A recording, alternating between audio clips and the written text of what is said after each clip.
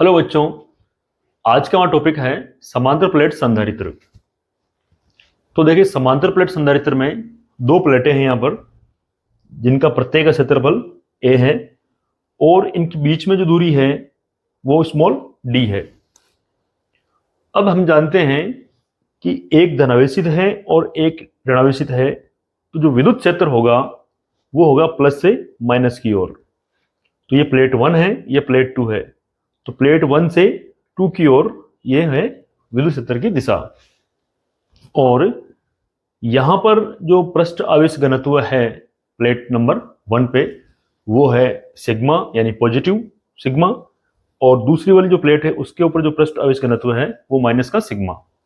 अब देखें, यहां हमें सबसे पहले देखना है कि यहां पर ये तीन भाग है। एक तो है प्लेट एक के ऊपर वाला पार्ट, फर्स्ट पार्ट। दूसरा है इन प्लेटों के बीच वाला भाग, और तीसरा है ये प्लेट नंबर 2 के नीचे वाला भाग।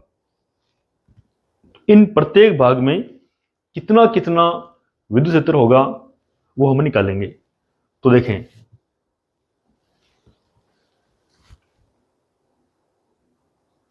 प्लेट 1 के ऊपर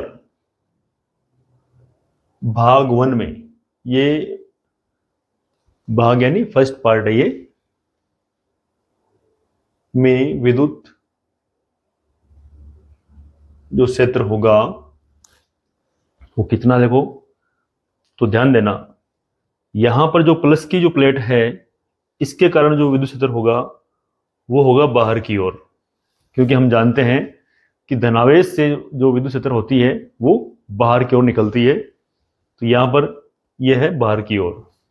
और ये जो माइनस वाली प्लेट है इसके लिए जो आएगा विद्युत क्षेत्र वो आएगा नीचे की ओर, क्योंकि वो आता है माइनस की ओर।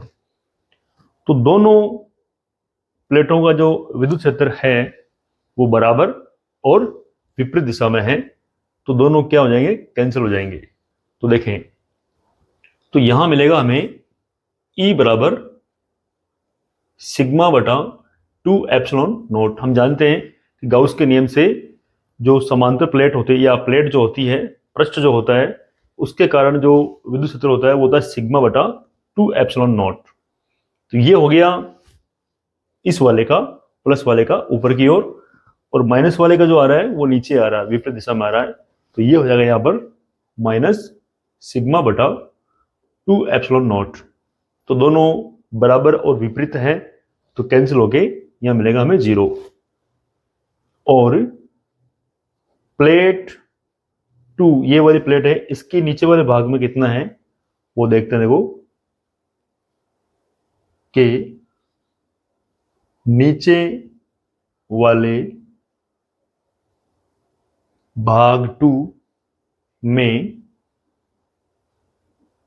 जो विद्युत क्षेत्र होगा, ध्यान देना, माइनस की प्लेट है, इसका आएगा ऐसे ऊपर, यानी ये माइनस की है तो आवेश जो ये माइनस का आवेश होता है, तो विद्युत क्षेत्र जो होता है वो माइनस की ओर आता है। ये प्लस का है तो इसका जाएगा इनसे दूर। तो ये देखो, ये नीचे जा रहा है, ये हो गया प्लस के आवेश का विद्युत क्षेत्र या प्लेट 1 का विद्युत क्षेत्र की दिशा हो गई। और ये ऊपर जो आ रहा है ये प्लेट 2 का कारण, जो 2 के कारण जो है, क्योंकि यहाँ पर माइनस का आवेश है तो वो बाहर से अंदर की ओर आएगा। ये भी दोनों बराबर और विपरीत है।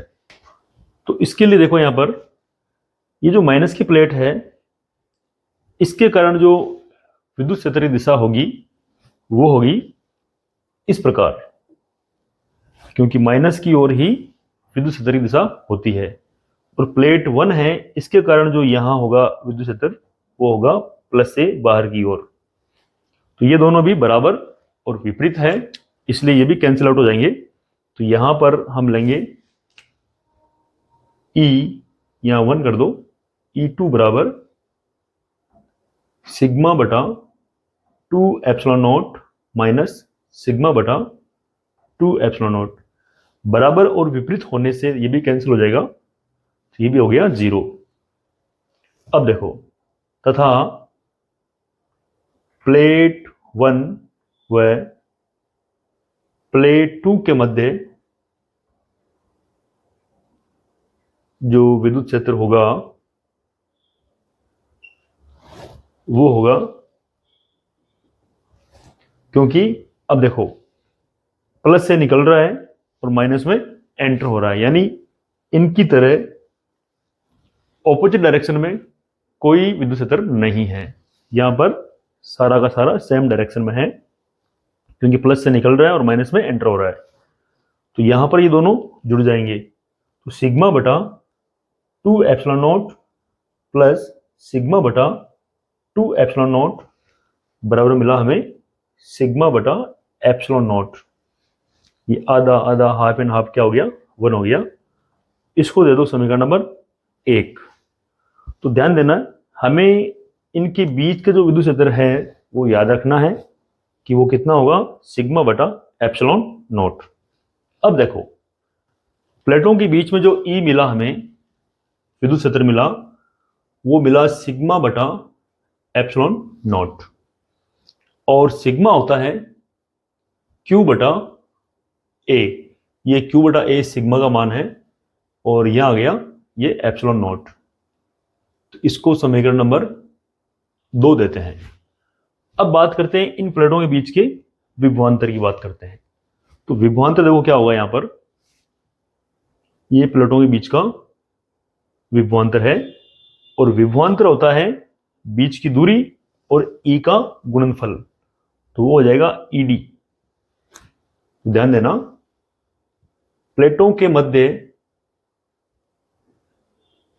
जो विभवांतर होगा वो होगा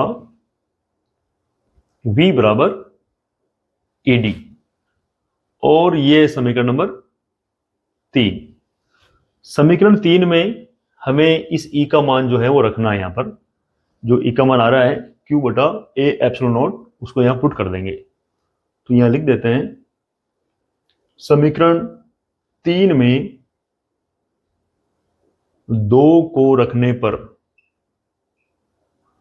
तो देखें V बराबर मिला हमें, E का मान पुट कर दो, तो ये हो गया Q बटा A एप्सिलॉन नॉट। ये D जो है ये पड़ा है यहां पर, तो ये समीकरण 4 आ गया V का मान। अब देखो समांतर प्लेट संधारित्र जो धारिता होती है उसका फॉर्मूला क्या है, तो उसका फॉर्मूला होता है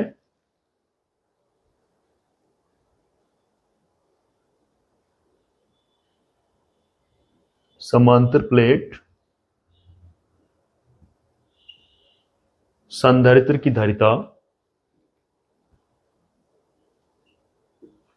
C बराबर Q बटा V। इसको 5 दे दो, हमें सिर्फ इस 4 को उठाकर और समीकरण 5 में रखना है। तो देखें समीकरण 5 में 4 को रखने पर C बराबर मिलेगा Q बटा V का मान क्या आ गया, ये है, तो Q D बटा A एप्सिलॉन नॉट। तो देखें ये घूम के ऊपर आ जाएगा उल्टा होके, तो C बराबर Q गुणा ये A एप्सिलॉन नॉट हो जाएगा, और यहां पर है QD, Q से Q कट जाएगा, और C बराबर मिलेगा हमें A एप्सिलॉन नॉट बटा D। यही समांतर प्लेट संधारित्र की धारिता है, और ये फॉर्मूला हमें याद रखना है। ये डायरेक्ट 1 नंबर में सीधा पूछ लेते हैं, ऑब्जेक्टिव पूछ लेते हैं, और न्यूमेरिकल्स वगैरह में काम आते हैं ये। तो ये फॉर्मूला मिला हमें समांतर प्लेट संधारित्र की धारिता के रूप में, C बराबर A एप्सिलॉन नॉट बटा D।